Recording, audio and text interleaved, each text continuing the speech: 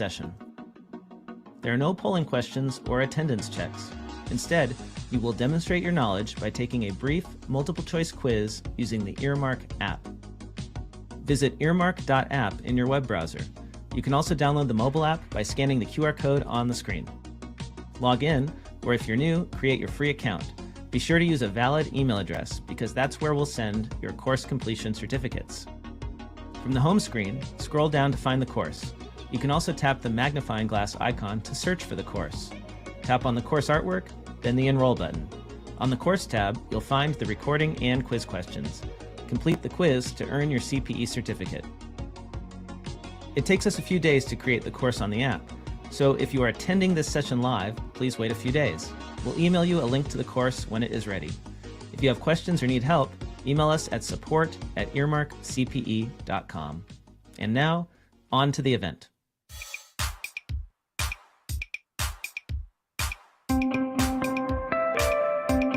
Is to earn your CPE certificate. We are about to begin the QB Power Hour webinar series. The QB Power Hour is a free bi-weekly webinar series for accounting professionals presented by Michelle Long and Dan DeLong, who are very passionate about the industry, QuickBooks, and apps that integrate with QuickBooks. You can find out all the details about the webinar series at qbpowerhour.com. So without further ado, here's Michelle and Dan. Well, welcome everybody to another QB Power Hour. I still need to update that video. Sorry, man. What are you talking about? I'm Michelle today. It's okay. No. I do have you on the slides. Yes. You are officially on the slide. Well, welcome everyone to another QB Power Hour. We'll be talking about a client conversation coach with our guest, Cashflow Mike. I always mispronounce your last name, and I can't get it into my head how to say it because I know I want to say Milan, like the city, and I know that's not the right way to say it. So please correct me. I will, and I'll teach you a way to. My phone, there it is. Anyway, I'll teach you how to, and most people already know this already, but there's a song that actually helps you pronounce my name, and it's kind of like this. It's cash money, money, cash money, money, cash. No. No, that was close. So that was really close. It was this land is your land. This land is my land. My land. There you go. See, it's easy. But I'm tell you what, the cool thing about a name like that is I always know if you don't know me, right? So it's easy to hang up on telemarketers. Yeah. Yes. When they say Dan DeLong, no. Click. Yeah. There you go. All right, so let's get into our topic today. My name is Dan DeLong, owner of the Danwith and School of Bookkeeping. Worked at Intuit nearly 18 years, doing the co-hosting duties here today, as well as the workshop Wednesday. Turn it over to Matt. Hello, everybody. Matthew Fulton here, goes by Spot. I am founder of Parkway Business Solutions and the Facebook group QB Community Live, and big workflow nerd. One cool little thing I just did. Had a client that had all these unbillable time things, 34,000 items, and I was able to go in and remove all of them for him. So I love doing weird stuff like that. Wow. I'm impressed. Yeah. And Mike Milan. Hey, live from San Antonio, it's Cashflow Mike, right? That's hey, I'm happy to do this. We've done this several times over the last decade or so. So I'm happy to be back. I am a consultant, author, trainer, built a program called the Clear Path to Cash, wrote 3 books. We're going to go over the newest book today and some of the concepts I learned as both a state trooper and from watching Hoarders. So, so we're going to do that. You're going to see how those two mesh. All right. I'm intrigued. So a little bit about the QB Power Hour. It's every other Tuesday at 12 noon Eastern, which now I am finally on the Eastern time zone, so I can finally be on the same time as the advertised time.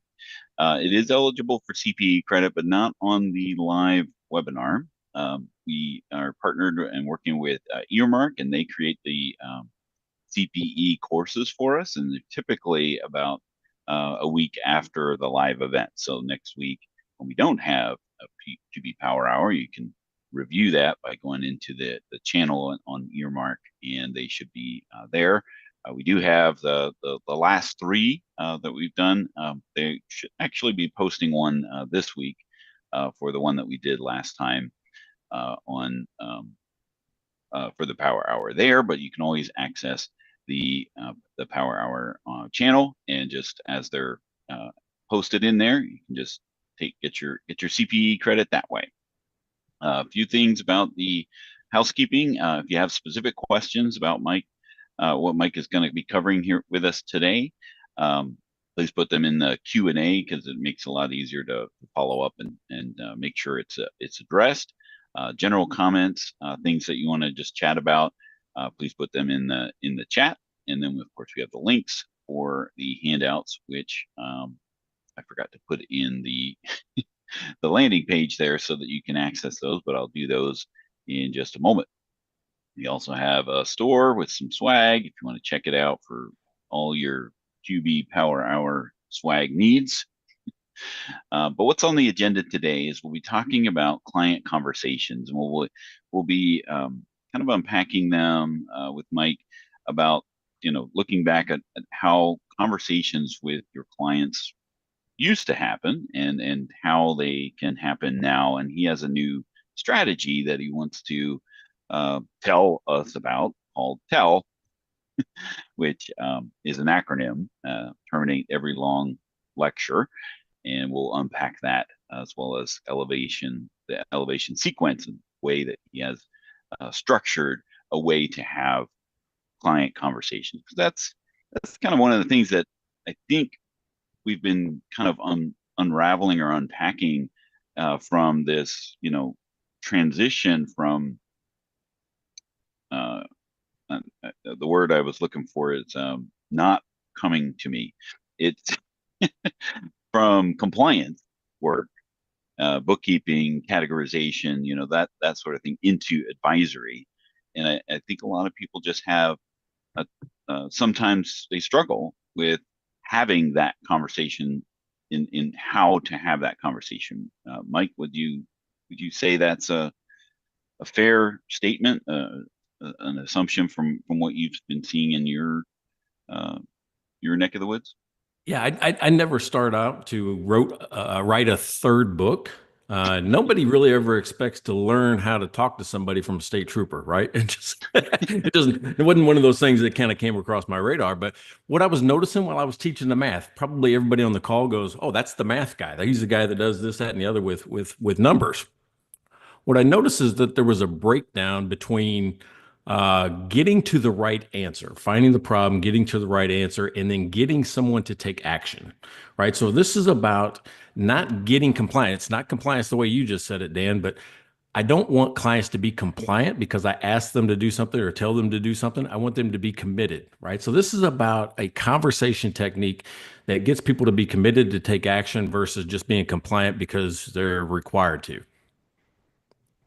Matthew, any thoughts about that kind of having that conversation with clients? It feels like no matter how long I've been doing this is always one of the biggest challenges, is trying to master this. And it's why I always love to listen to Mike and gain some extra knowledge and the reminders of things that he's helped teach me before, but maybe didn't stick well enough the first time, so I can keep evolving. So I'm here to be a student just as much as everybody else. All right. Well, let's go ahead and start our first poll question, and that is: do you struggle with client advisory conversations? Yes, no, or maybe it's just not in your scope of work, of the things that you do today, but maybe you want to learn having those conversations. And while that is going on, I'm looking for. Dan, I guess the one thing I'd add on is I think the term we've all already said, like the term client advisory can be very ominous at times and it's not easy to understand it. Mm-hmm. At the beginning, I always thought that was just supposed to be part of our services when you were talking about the value add things, helping them understand their workers' comp or their merchant processing and understanding where their money's going to. But truly the cash flow side of it, the forecasting, that's a whole different level that there's definitely a right way to go about it. Yeah. Yeah. There's definitely, because you'll get the most. I mean, it's kind of like parenting, right? I mean, yeah, saying the right thing to get the child or the client to take action is part of the is the toughest part of the whole thing. Is getting on their level.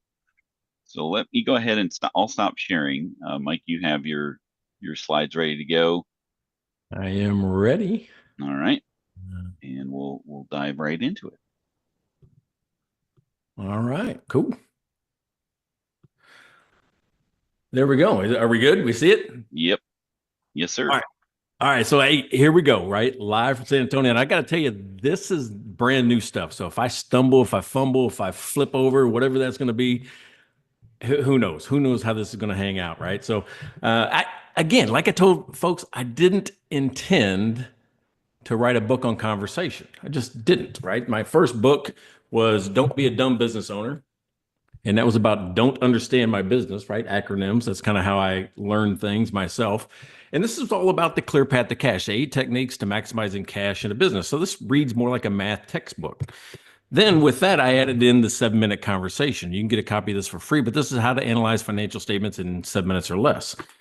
Well, when I was teaching folks how to do the math in the clear path to cash, we would role play because people would want to know, well, how can I find an issue, or how do I actually work with the solution, right? Once I find an issue, how do I solve it? And we would role play it because that was part of the education, is how do I have this conversation?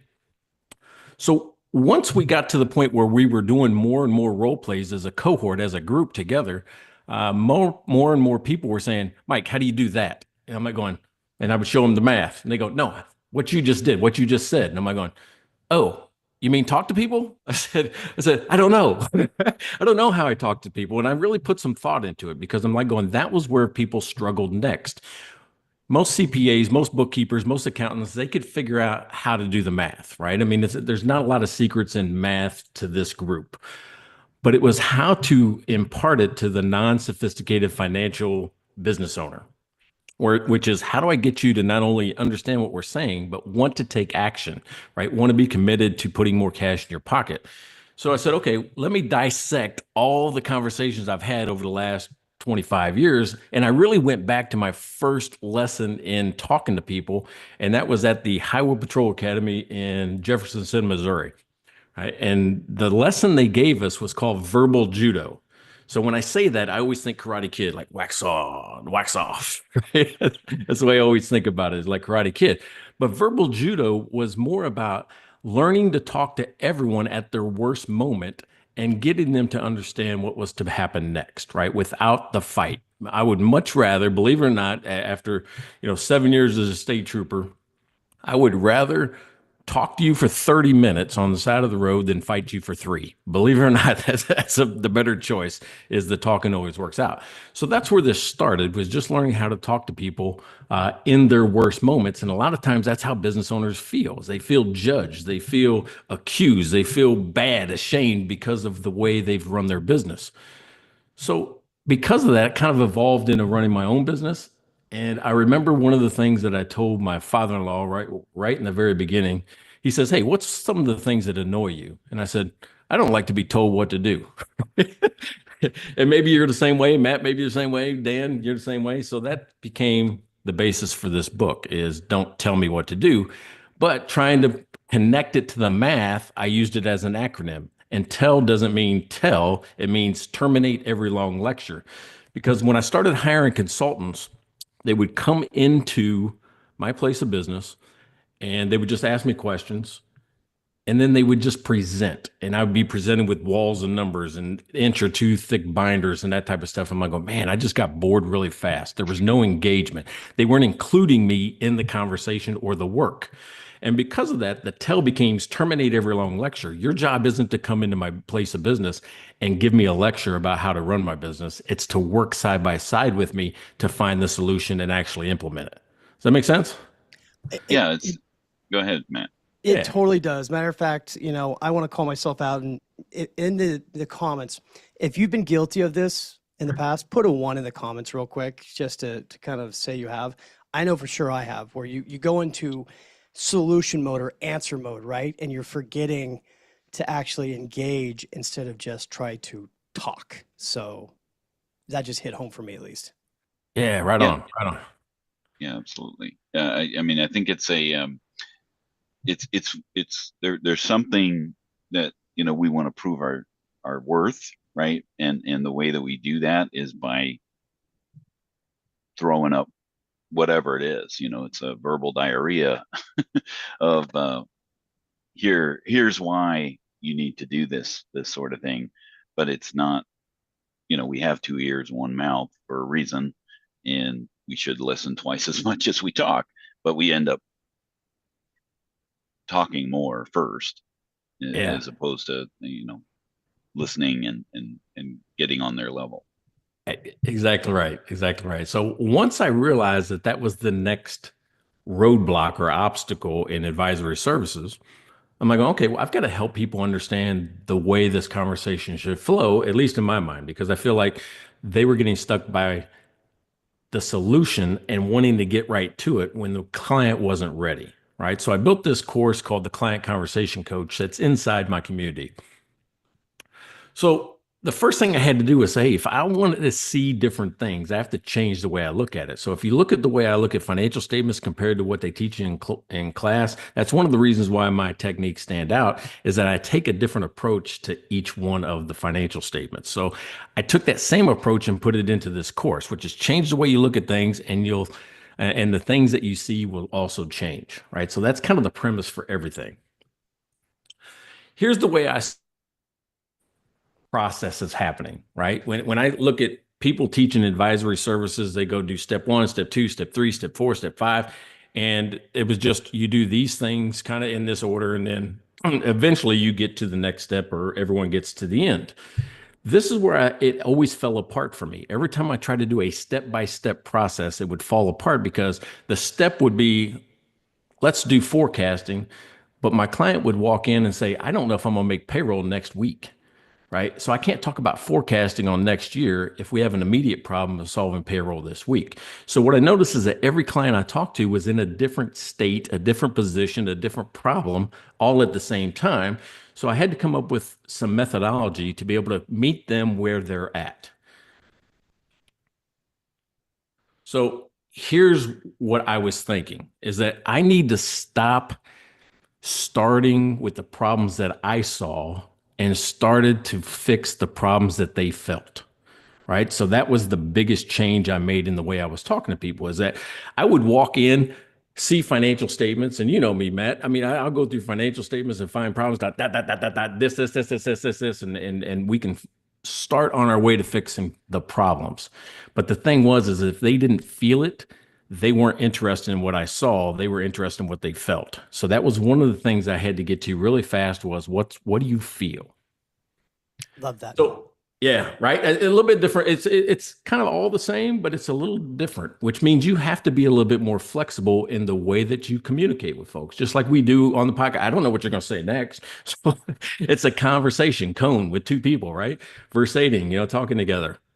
So everyone kind of starts in my world with this compass, and the compass is kind of, we're going to look at what your guiding star is. If we're going to work together for 5 minutes, 5 days, 5 years, 15 years, I need to know where we're going, because the advice I give you could be different than the advice I give the person next door. So I always start with kind of the compass, which kind of sets the ground rules. But then every other technique I'm going to talk about below this, and I do them in order, is looking for an issue. And what I learned is that most business issues can be put into 6 buckets, right? Is an education problem, a profit problem, a cash flow problem, a debt, operations to the future. If I can put you into one of those 6 buckets, I can go quickly to a technique to solve it and get you on the path to recovery really fast. Does that make sense? So that's what I'm doing. Through the conversation, I'm looking for the issue that fits into one of these buckets. And then what I do is I teach you what to do once you get them inside a bucket, right? And then everybody ends at their own transferable value. And transferable value to me is, do I have enough money to do whatever it is I want to do next? I'm transferring value and worth from the business to me, right? Either by selling the business or by monthly putting away money for me from this business. So there's the two things: transferable value, transferring it from the business to me. So what is this? It's just a framework of guiding you through an interaction, through a conversation. That's all it is. It's not a script. It's a framework. Even though I'll give you sample questions, it's got to be you, because if you use my words all the time, you're going to sound just like a hillbilly like me. Right? So, You don't want that. yeah, you don't want that, right? You know what's funny is in the very beginning of this, I wrote this book 3 times. The first time I wrote it, and I wrote it just the way I say it, and I'm like, ooh, that sounds way too hillbilly. The second time I wrote it like I teach at the university, and it sounded more like a professor. So the third version is what I call the hillfessor version. It's the hillbilly professor. So it's a combination of both academic and casual. All right, so what's the point, right? First of all, the problem that I saw was nobody likes to be told what to do. And here's how I kind of proved it to myself. I was sitting doing this live, right? Just doing one of these seminars live. And I asked somebody, say, hey, listen, I brought them up to the front of the room, and the room is set up in a U-shaped configuration, right? And the door's in the back. I was the last speaker of the day for this group. And I said, hey, listen, if we end, right? When we end, we probably all want to go down to the bar, right? We're in a hotel. We probably want to go down to the bar. What are some ways we could leave this spot and get out of this room? Well, he thought about it. He goes, we could go to the left of this U, we could go to the right of the U, we can go over the tables, under the tables. He just came up with a bunch of different scenarios. And I said, okay, let's try it. And he chose to go to the right. And all I did was walk beside him, and we walked around the right and went to the door, right? What that was proving is that we came up with a solution to the problem. The problem is we got to leave this room. He came up with several solutions. I just guided him along that path. Then I brought him back up to the front of the room again. And I said, okay, now put your hands up like this, right? And he put his hands up in front of him just like that. I put mine into fists and placed them against his hands, and I leaned forward. What do you think he did when I leaned forward? I'm 240 pounds. What do you think he did? Braced. He braced, right? He instantly resisted. I didn't tell him to resist. I didn't tell him to do anything. I just put some body weight against him. And naturally, his first instinct is to resist, to brace himself, to push back. That was the lesson I was trying to push, is that every time we talk to somebody and we tell them what to do, and it's not their idea, their natural instinct is to push back. So the whole goal is to get people to be committed to taking an action, not compliant with what I just said. We've got Peter Cullen that's watching on YouTube, who's joins us quite often. He was basically saying, meet them where they're at. This is the primary objective through all this. Yeah. It seems nails it, right? Yeah, good one, right? So this is just social proof that I actually did wear this uniform at one point in time. 22 years old, right? Yeah, I don't recognize you without a beard, though. Yeah, matter of fact, I'm in trouble if I ever shave the beard. I shaved it down just closer, and everybody in my family goes, no. Don't do that.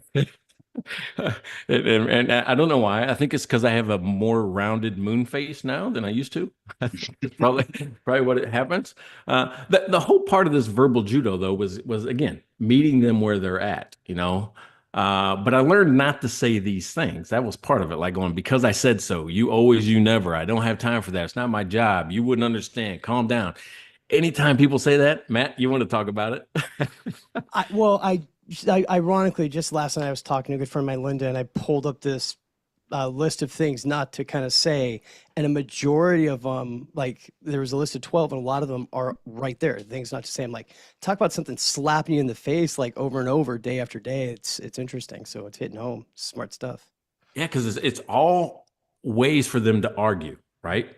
And the whole point of what I'm going to teach in this technique is to get them to acknowledge, to say it, to verbalize it. Because if they say it, there's no one to argue with. Right? If you say it, you can argue with me. So the way I'm going to talk through the questioning is the same way I did as a trooper. If you say it, that's why they ask you, well, how do you think it got like this? Where do you think that came from? If you say it, then of course it's true. If I say it, it might not be true to you.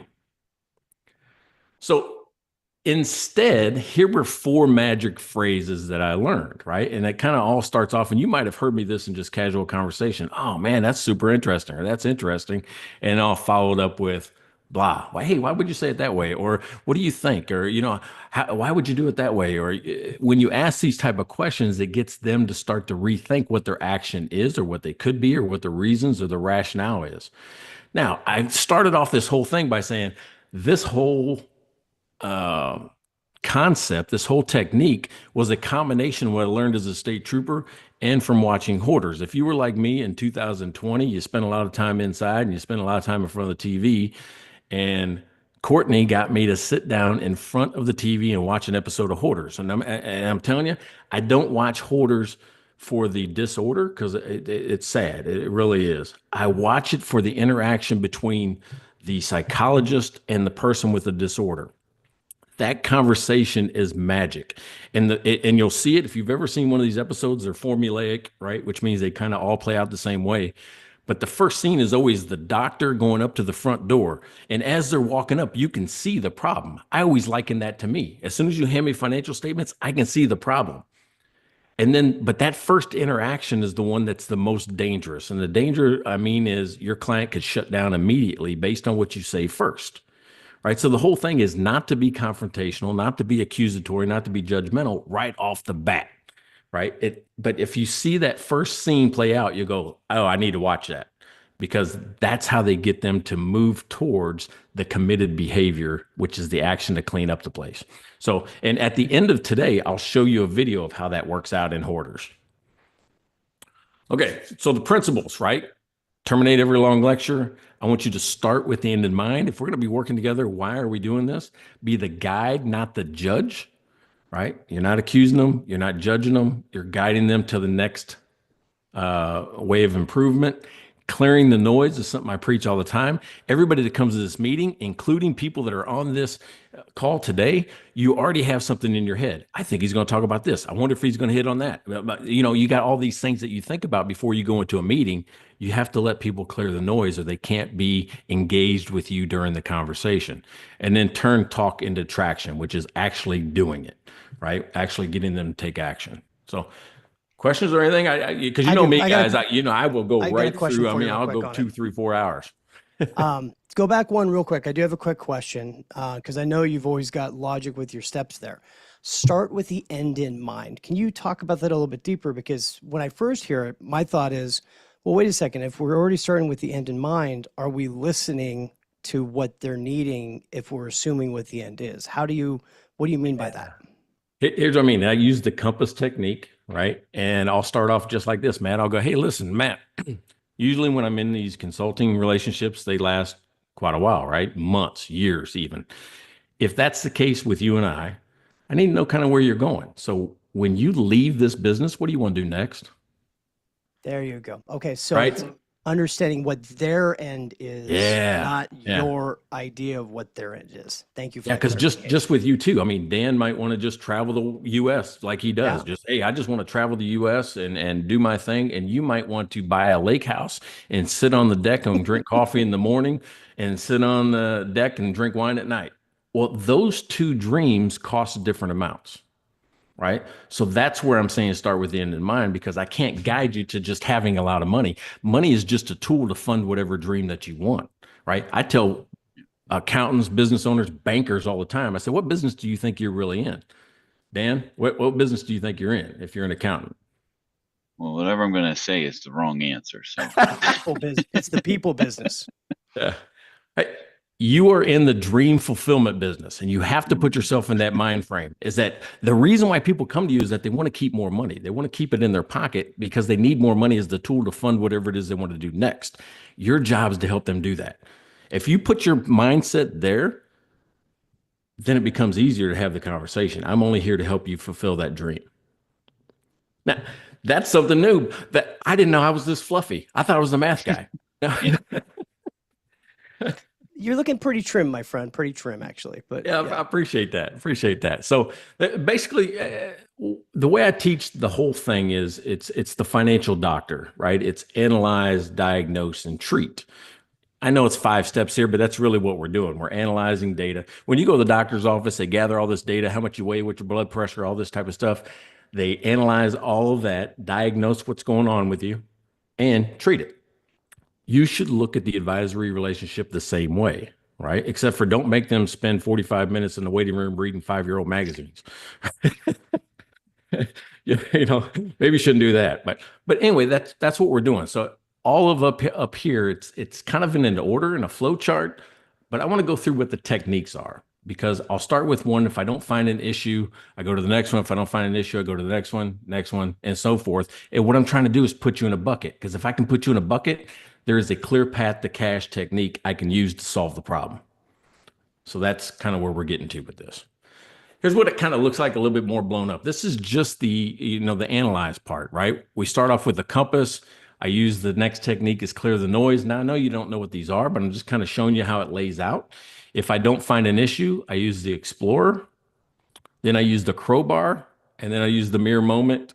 And if I can't help you, I just refer you to somebody else, right? Or if I can't help you, I'll go and get to the point. I'll say, hey, let me try something with you. If I can't get them to say it, because all of this is about getting them to say what the problem is.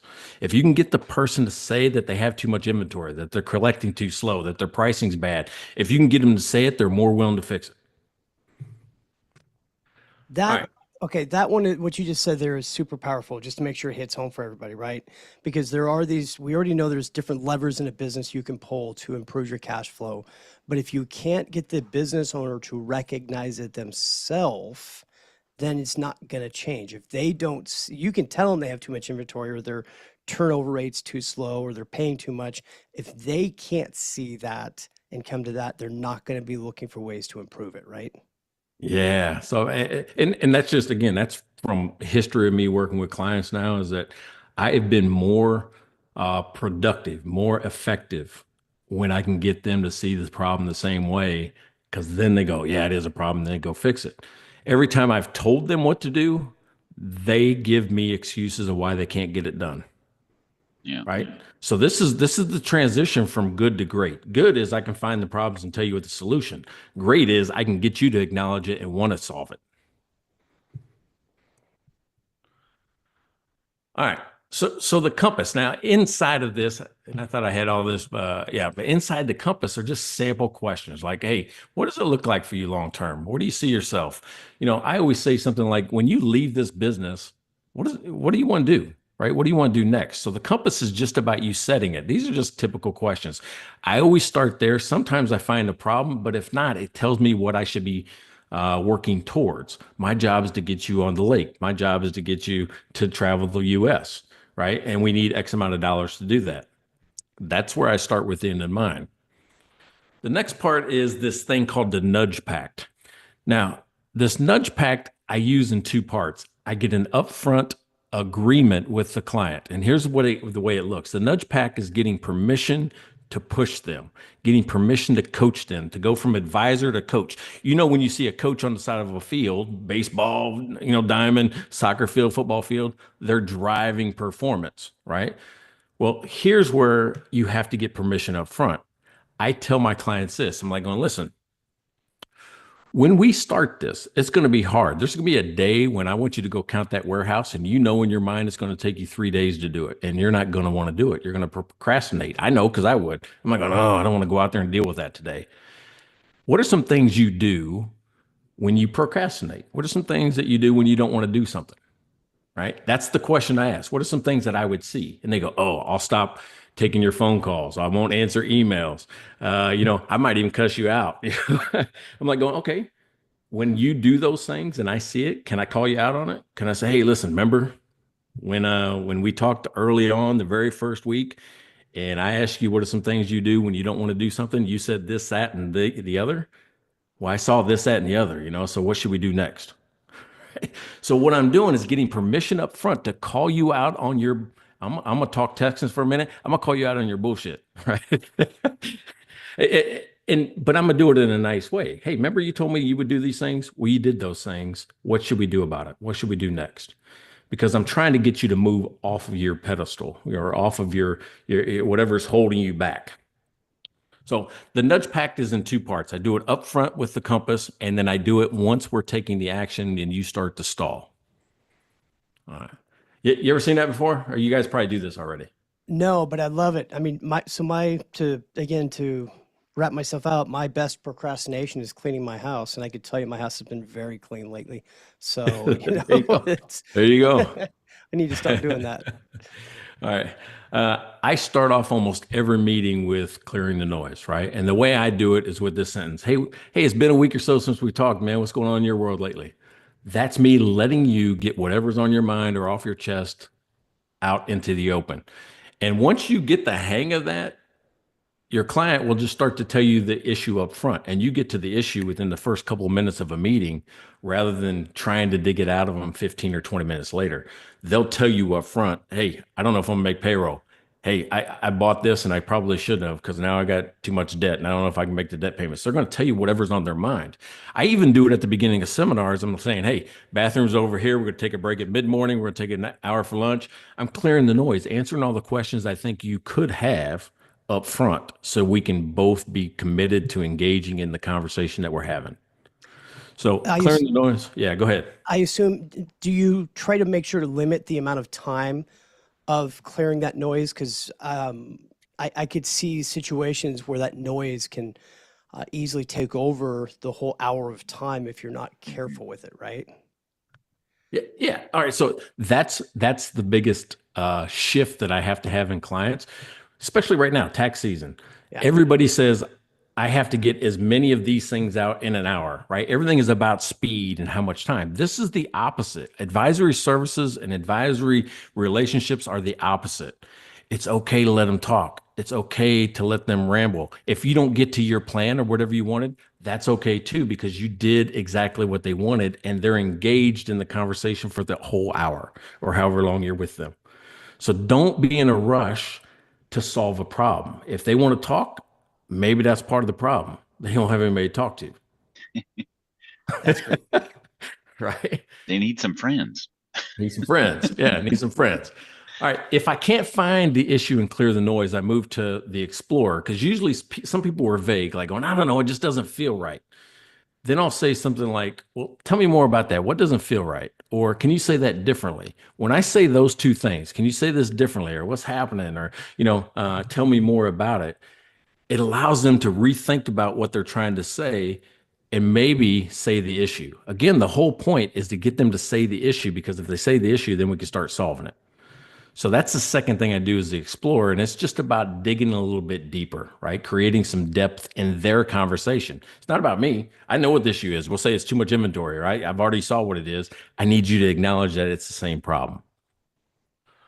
Now, do you find that, Mike, that you're like, because what I'm gathering here is that these are just tools to extract from them what the underlying issue is.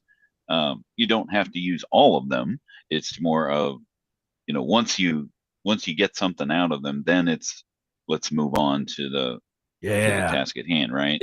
Exactly right. So like with this, if they tell me, oh, I have we'll say an accounts receivable problem.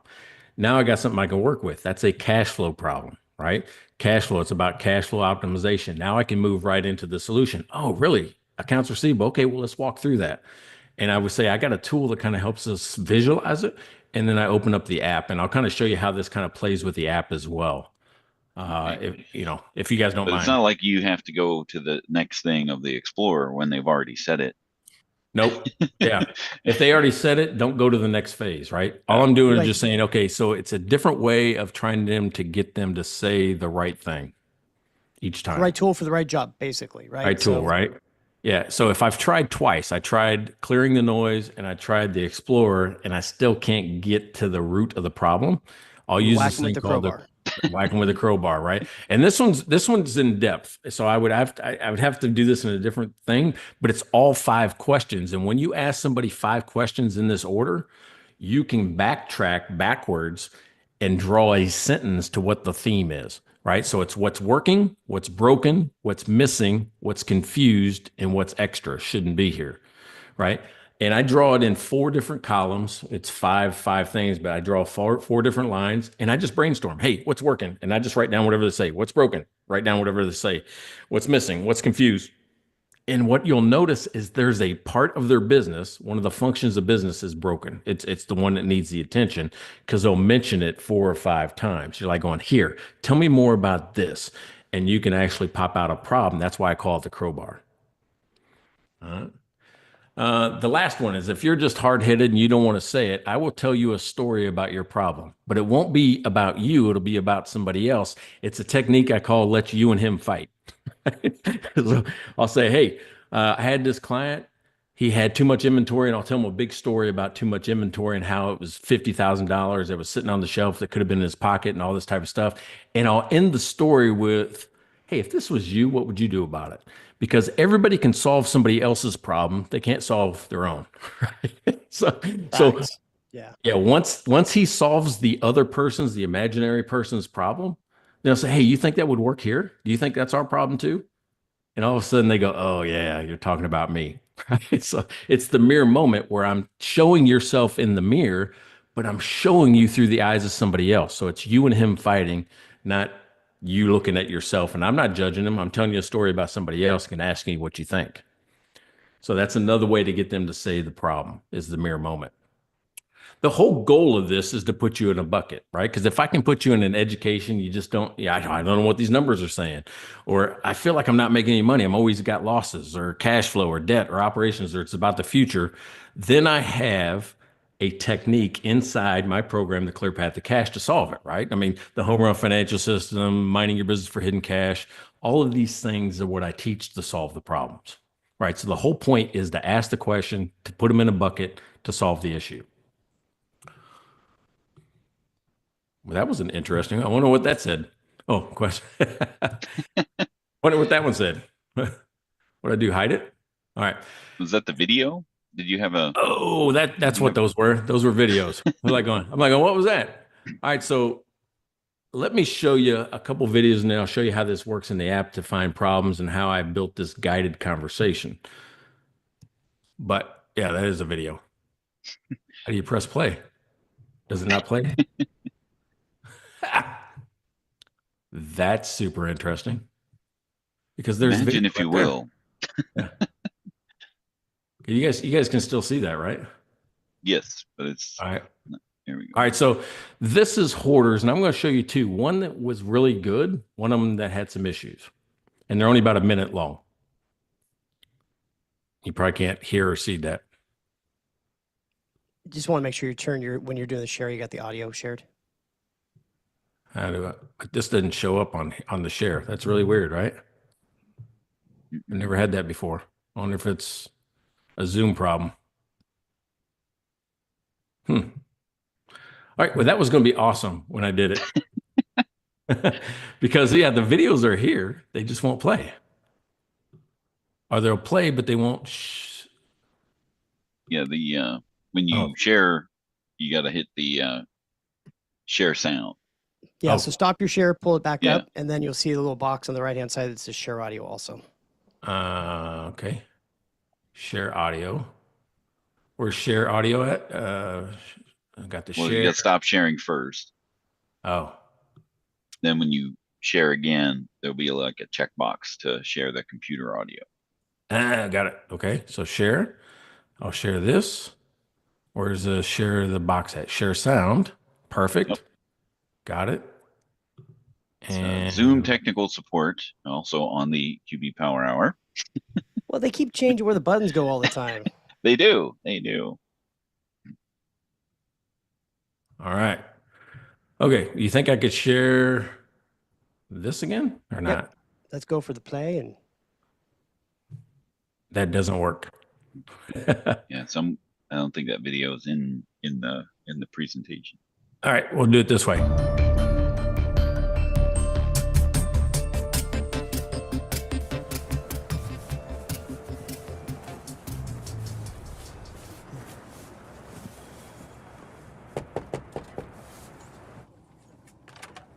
Hi, Dolores. Hi. David Tolan. How are you? Very good, very good. Nice to meet you. Nice to meet you. May I come in? Yes. Okay, great. Thanks.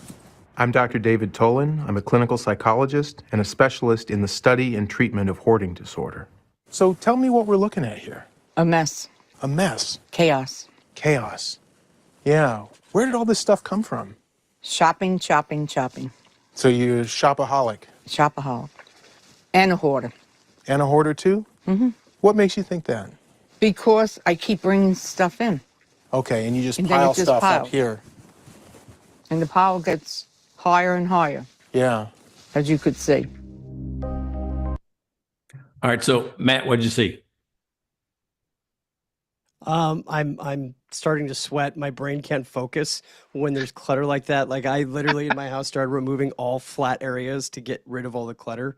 All right. So let's think about this. You're looking at it. I don't want you to look at the hoard, right? Because everybody that comes in Yes. with a set of financial statements could have as big a mess. They could need QuickBooks cleaned up. They could be just totally just destroyed somehow. Good point. But think about this. He walks up to the front door. You already see the remnants of the hoard. There's stuff on the front porch even. Yeah. Right. So that's what I'm saying. He sees the problem. He knows that the problem exists. When he goes in, he doesn't judge. He could go, what the heck's going on here? What are you doing? This is a mess. Yeah, this is a mess. He Instead, got he goes, her to say she was a hoarder, and then he actually had her validated a second time by saying, "Why do you think that?" Right? Instead Yeah, of it just right. being, boom.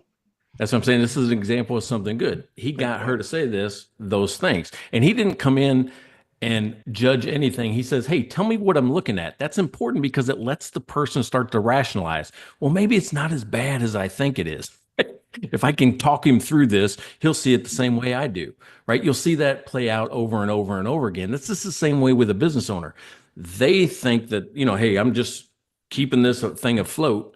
This is the way I do business, even though you know it's a mess. So They may know exactly where everything is there. yeah, right. Yeah, exactly right. That's my system. So Yeah, I mean, I got my spot piles all over the place in the past, right? So we're guilty of that kind of thing. Yeah. yeah. So here's one that doesn't go out so well. Meaning she's not as agreeable up front. So let's watch this. Don't get sucked into the hoard, right? Pay attention to the conversation, right? This is a class about conversation. All right, watch this one. So Sherry and I have had a chance to look at each of the rooms of the house and get a sense of what's going on. Mom, I don't want to make you upset, but Mom, this house is killing you. No, it isn't. It is. The mice. What do you think needs to happen here? I don't want them here. I don't want to kill them. I've tried to trap them, but they're outsmarted me. She's saying, I know these mice need to go. I know this isn't safe for me. And yet she feeds them. Judy, like so many hoarders, is ambivalent. She wants two different things that can't coexist. She wants to have the mice and not have the mice. She wants to clean up and not clean up. So who should we call and what should we ask them to do? Probably an exterminator, but then that means that they're going to kill them. So maybe we've got some discussion, some negotiation to do around that issue. Where do you go to the bathroom? That I will not discuss. You're killing me. She's here. embarrassed, but I can do the math. Dan, what'd you see on that one? Just that, the vision of, the resistance, right off the bat. I think emanating from the family member as they were like, trying to do this intervention type of thing.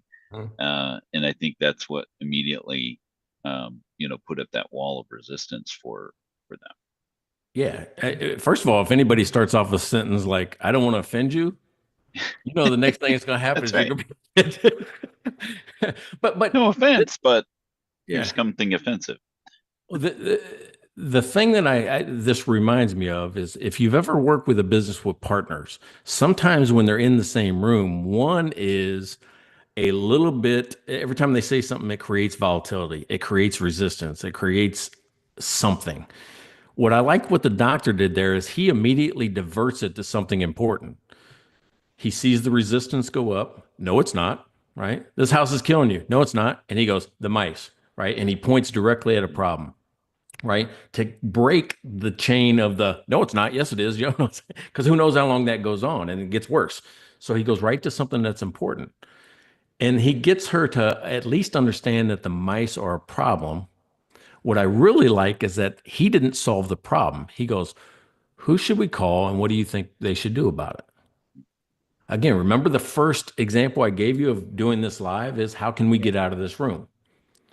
It's them coming up with a solution and then walking them down the path. Even though she doesn't want the mice to be killed, he doesn't say, well, duh, it's an exterminator. What do you think that means?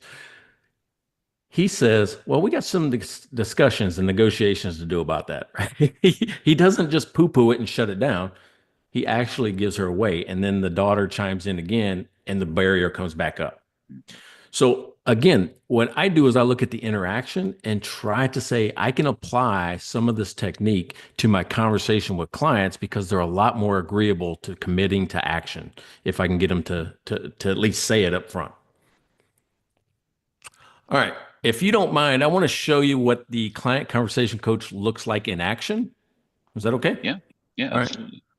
Right. So inside my stuff, I say my stuff, my membership is an app, right? So some people know me from being, part of the cash flow tool team, Finagraph team.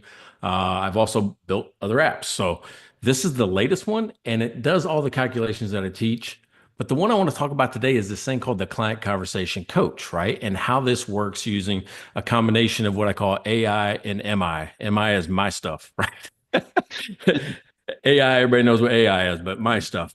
And believe it or not, I have a t-shirt that says AI does not equal ME because it doesn't have my timing, doesn't have my instinct, it doesn't have, the personnel skills or personal skills that we have, right? So AI is a tool, it's not the thing. So if you look at this, I've built it kind of like a chat bot, but some of my clients now have this off to the side to just help them remember how to get to the problem and what to do to solve it. So I start the conversation in 3 different places, depending on who I'm talking to. I don't always use the compass with somebody I talk to every week or every month, right? I don't use the compass with the sales prospect because I just want to try to show them that I can solve their problem. So Matt, who we want to talk to today? Let's do a new onboarding client. All right. So when we do new onboarding client, that's somebody I'm talking to for the first time. Guess what we're using, right? We're going to use the compass. So, and then I tell you, hey, try asking them this. So I'm going to tell you, here's the technique to use. Here's why you should use it. Here's how to do it, right? It's 3 different things there. Technique to use. And I said, we're going to go to start with end in mind. And I'll say, click here to start. And it will open up start with end in mind, right? So that's one of the things I'm helping you to do is once you get there, I'm going to show you the technique to use next. So let's say that we did that. That was cool, but let's keep going. So when we keep going, we're going to use clear the noise, right? And when you do this, I'm saying, here, we're going to clear the noise. What's been going on in your world lately, or what's been worrying you? What's keeping you up at night? I want you to listen for issues, right? These is helping you put your client in the bucket. I have taken down the 12 most common things I've heard from clients over the last 20 years. I don't understand my numbers. I'm always out of cash. We're drowning in debt. Nothing runs smoothly here. So I've built this to whereas, do you hear anything like this? So Dan, do you hear anything like this? We're clearing the noise. Let's just say I can't tell. They're too vague. Let's do that one first, right? So you see what happens next. If I say I can't tell, I click on that and it says, okay, we'll try this one. Try the Explorer, right? The Explorer is, hey, here's why we do the Explorer. Here's tell me more, or can you say that differently? Do you hear an issue? So Dan, do you hear one of these issues in our pretend client? That one that you're hovering over, our costs are eating all our profits. Eating all our profits. All right. So if I click that, it's going to say, okay. Very topical. Yeah, right. Costs are eating all the profits. All right. So here's what to do next, right? I want you to use mining your business for hidden cash. And I want you to go into some pricing and cost analysis. But if I click on mining your business for hidden cash, it's going to open up that technique. And I'll just pick up some data here. Hey, listen, this is why you're eating up all your profits, right? We just found $11 million in hidden cash. This is sample data, but $11 million in hidden cash. Most of it's in sales, but everybody can sell more, right? So let's just turn that off. That's just saying you got enough stuff. You don't need to go buy another truck. You don't need to go open another office. You have enough stuff to sell more. So then I turn that off, and it kind of recalculates and focuses us where the problem is. So from here, we're like going, oh, this is why you don't have enough profits. You are really underpricing, right? Your biggest problem is in gross profit. You're spending okay. You actually have a little bit too much inventory, but not a lot. That's not a big problem. You're collecting a little slow, but you're paying right on time. So let's just turn off the things we're doing good at because you're doing good at them. Now, if we were playing Name That Tune, I'd say I can put $3 million in your pocket in 3 moves, right? in three notes, right? We have a pricing problem, that we need to address or something with our vendors. We've got too much inventory, and we have accounts receivable problem. So now I know where to focus is. And if you don't know where to start fixing the company, start with the longest red line, which means I would start here and start to put this cash back into our business. So that's kind of the way we do that. And if I went to because we had an inventory problem, I would do cash conversion, right? So cash conversion is, hey, we got too much inventory. That's for a service-based company. Let me move to an inventory company. This is saying that you're short $300,000, right? That's your cash conversion. It's the financial gap. You don't have enough money to run your business. That's why it feels clunky. I'm always waiting for money to come in before I can make a payment or, do something else. Well, this says you got 92 days of inventory, which is $1.4 million on the balance sheet. If I reduce that, look what kind of happens. See the number reducing? The smaller your financial gap, the less money it takes to run your business. So if I just reduce that and look for it to go blue and positive, oh, there it is. See that red, blue? You should have 63 days worth of inventory to keep up with your sales. Well, how much is that, Mike? Oh, $1 million. When you look at your balance sheet, right now it says 1.4 million. I want you to run it down to $1 million. And every time it goes over $1 million, run it back down, or you're going to create the same problem over and over and over again. Right. So that's one of the ways I help people do this is give them a visual of what's happening. Really simple, and simple is hard, but I can actually guide them towards the solution and then hold them accountable to taking action. So question for you, Mike. The information that you're showing, obviously demo data, but how does this information get pulled in? Is this a connecting to a company file and it's got some fancy algorithms, or are there certain numbers that you're plugging in and you help us understand that part?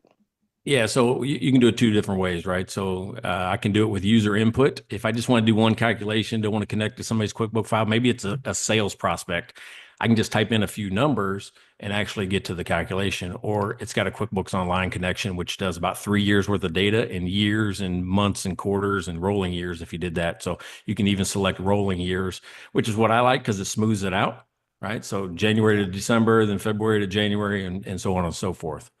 If I do just manual input and I want to do just the fast money formula, I just type in these numbers. So I can do it during a sales call and show them demonstrations is the most powerful way to actually sell, right? It's like, oh, he did that in 15 minutes.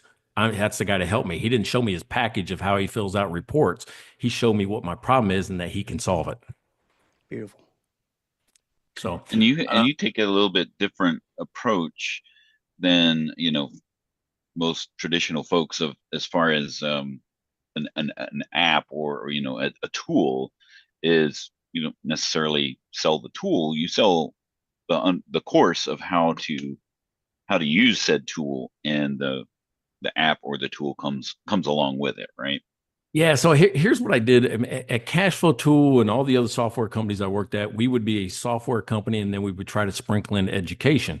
And then people get lost. They're like, Cashflow Tool is so robust and so many different levers and pulls and things like this. You almost have to take a course to be able to know how to use it properly and get it be effective. And some software that I've bought is like that. I'm like going, I get confused, frustrated, and then I shut off the software. I'm like, it's probably the right tool. I just don't know how to use it. So I said, I'm going to take a different approach this year or these last 2 years, and I'm going to become an education company with software, which means I'm going to teach you how to do all this stuff and give you the tool. So the way I've done it is it's just a membership to keep going and be part of the community, to get live coaching. And what people are using the live coaching for now is they'll bring real life client issues. Hey, I'm working with this manufacturing company on Tuesday. Here's what I'm seeing.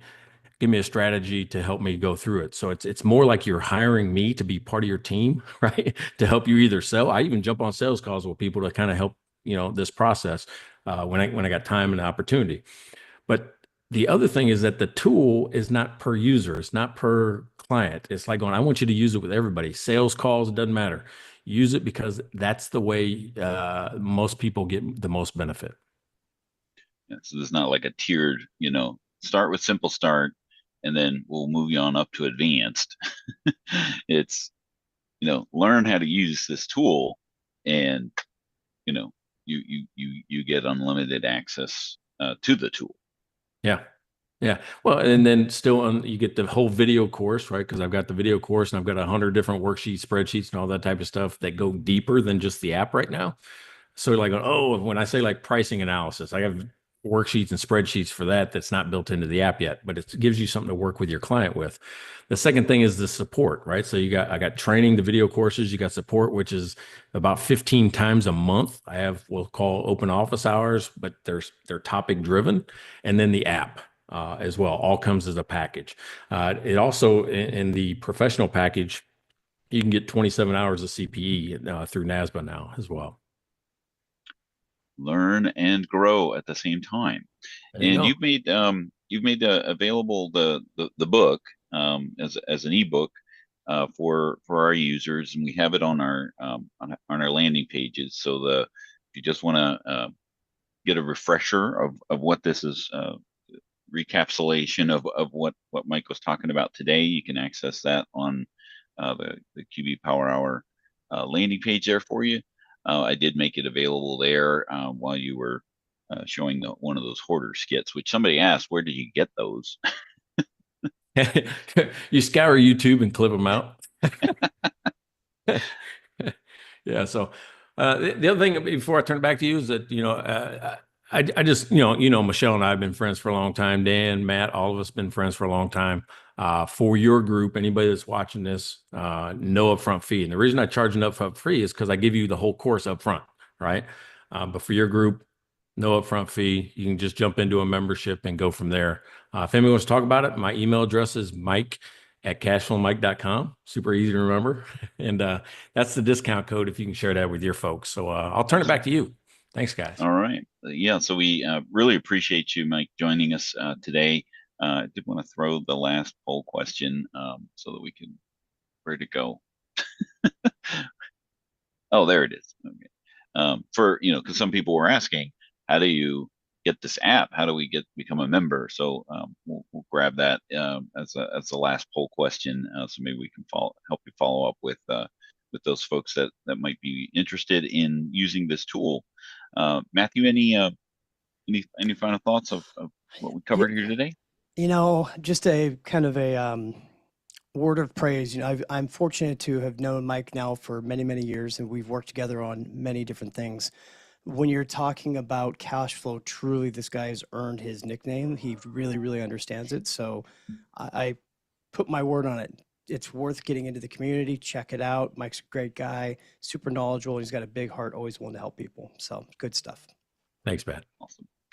All right. So next time on the QB Power Hour, Matthew and I are going to be talking about bridging the apps, not bridging the gaps, bridging the apps, and how you can utilize Zapier as a no-code option to bridge those integrations that are just a little on the needs more side of things. So hopefully you join us in a couple weeks for that. We appreciate everyone that did join us today, and hope you have a great week, and we'll see you next time on the QB Power Hour. Have a great day, everyone. Thanks now.